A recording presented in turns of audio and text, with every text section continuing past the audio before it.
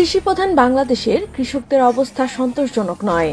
প্রয়োজনীয় মূলধনের অভাবে উৎপাদন মৌসুমে উচ্চ সুদে ঋণ গ্রহণ, উৎপাদিত ফসলের আশানুরূপ মূল্য না পাওয়া, মধ্যস্বত্বভোগীদের দৌরাত্ম্য, বিপণন ব্যবস্থায় বিশৃঙ্খলা সহ আরও অনেক জটিলতার মধ্যে দিয়ে কৃষক হয়ে যাচ্ছে জিম্মি।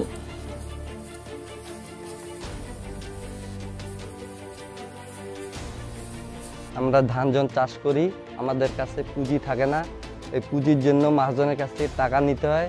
তারা বেশি করেই টাকা আমাদের কাছ থেকেই হাজারে হলো 100-200 টাকা করে নেয়। কী করবো, পুঁজি কম আমাদের, আবার বীজ কিনতে হয়, সার কিনতে হয়, তারপরে কীটনাশক কিনতে হয়। এটা পুঁজি কম থাকার জন্য দাম তারা বেশি ধরে। পরে যখন আমরা ধান উঠাই বিক্রি করি তাদেরকে সেখানে আমরা দেই। সরকার যদি 1000 টাকা মন রেট দেয়, কিন্তু ব্যবসাদাররা যারা ব্যবসা করে এরা দাম কম দেয়, 800 টাকা মন দেয়, কিন্তু আমাদের তো পোষায় না এই টাকায়।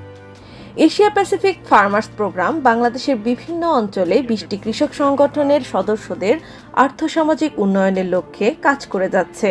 এই প্রোগ্রামের মূল লক্ষ্যই হলো কৃষক সংগঠনগুলোকে দলভিত্তিক ব্যবসায় অনুপ্রাণিত করা, তাদের আর্থিক সহায়তা প্রদান করা এবং কৃষক বান্ধব পলিসি অ্যাডভোকেসি করা। দিনাজপুর বিভিন্ন ধরনের সুগন্ধি চালের জন্য বিখ্যাত।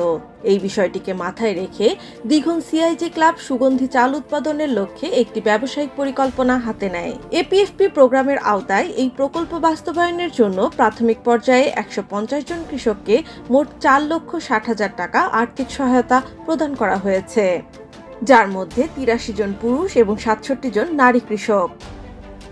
আমি দ্বিগুণ ক্লাব এখান থেকেই সদস্যর কাছ থেকেই আমি টাকাটা নিলাম। এই টাকাটা যদি আমি না পাইতাম তাহলে অন্য কারো কাছ থেকেই টাকাটা নিতে আমাকে সুদ দিতে হতো। এখান থেকে টাকাটা নেওয়াতে আমাদের খুব উপকার হয়েছে। এই কার্যক্রমে সুগন্ধি চাল উৎপাদনের জন্য কৃষকদেরকে আমরা সুদমুক্ত ঋণ দিচ্ছি। সুগন্ধি ধানটাকে আমরা মিলে নিয়ে গিয়ে ছাঁটাই করে চাল তৈরি করে আমরা কিন্তু ব্র্যান্ডিং আকারে আমরা আমাদের দেশে বা দিনাজপুরে আমরা নিয়ে আসব। এতে আমাদের সমিতির একটা লাভ হয়েছে যে কৃষকরা আমাদের সমিতির প্রতি একটা আস্থাভাজন রাখছে। এই দ্বিগুণ সিআইজি ক্লাবের সদস্য হিসাবে হওয়ার পর আমাদের ধান কেটে আমরা যখন এখানে ধান দিতে শুরু করলাম, আমাদেরকে বিনা সুদে টাকা 10,000 টাকা দিল। এই টাকা দিয়ে আমি সব নগদ টাকা সব কিছু ক্রয় করতে পেরেছি। এই টাকা নগদ টাকা ক্রয় করতে পারার কারণে আমাদের ফলন অনেক ভালো হয়েছে। এই ধান আমাদের অনেক ভালো হয়েছে, এখন ফলন অনেক বৃদ্ধি। আর এই ধান বাজারজাত করার জন্য আমাদেরকে আর বাজারে নিয়ে যেতে হয় না, সব আমরা এই সমিতিতে দিয়ে দিই। এ থেকে আমরা অনেক মুনাফা পাই।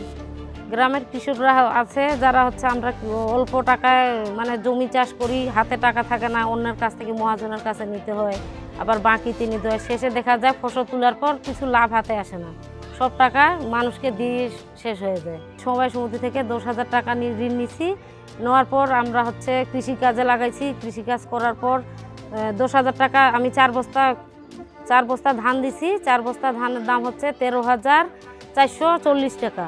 সেখান থেকে আমার 10,000 ঋণ পরিশোধ করার পর আমি বাকি হাতে পাইছি 3,440 টাকা। এই ঋণটা নেওয়াতে আমার খুব লাভ হয়েছে, কৃষকের সবারই লাভ হয়েছে এই ঋণটা নেওয়াতে। আমি দ্বিগুণ ক্লাব থেকে 3 ভাগে লাভ পেয়েছি। 10,000 টাকা লোন নেওয়ার পরে কোনো শূন্য নেই, তারা আবার ন্যায্য মূল্যে আমার ধানটা নিচ্ছে। তারা যে চাউল নিয়ে যে প্যাকেটিং করতেছে, চাল বিক্রি করার পরে আমাদেরকে লাভ দিচ্ছে তারা এই দ্বিগুণ ক্লাব থেকে। দ্বিগুণ সিআইজি সমবায় সমিতিকে দেওয়া হয় এই ধানটা থেকে। প্রকৃতভাবে এরা চাল তৈরি করবে, এই চালটি এরা বাংলাদেশের বিভিন্ন জায়গায় সরবরাহ করবে এবং এটিতে কোনো ভেজাল থাকবে না। এটা দিনাজপুরের যে ঐতিহ্য সুগন্ধি চাল, কাটার এবং চাল, চিনি গুঁড়া চাল, এটা এরা বাজার করতেছে। কৃষকের অরিজিনাল চাল, এই ঐতিহ্যটা তারা ধরে রাখতেছে। ধরে রাখার জন্য দ্বিগুণ সিআইজি ফসল সমবায় সমিতিকে আন্তরিক ধন্যবাদ জানাই। আমরা উপজেলা পরিষদের পক্ষ থেকে যতটুকু সহায়তা প্রদান করা যায় তাদের সাপোর্টের জন্য আমরা সেগুলো দিতে নীতিগতভাবে সিদ্ধান্ত নিয়েছি। আশা করছি যে আমরা আগামী অর্থ বছর শুরুর সাথে সাথে তাদের যে বীজ এবং অন্যান্য যে যন্ত্রপাতি সহ অন্যান্য যে সাপোর্টগুলো আছে আমরা সেগুলো দিতে পারবো। এবং একটা সময় আসবে হয়তোবা দ্বিগুণ অনেকটাই প্রভাব ফেলবে দিনাজপুরের সেই পুরনো ঐতিহ্য ফিরিয়ে আনতে। তো তাদের প্রতি শুভকামনা থাকলো। সমিতির মাধ্যমে আমরা যেটা স্বপ্ন দেখছি, আমাদের সমিতির মেম্বার আরও বেড়ে যাবে।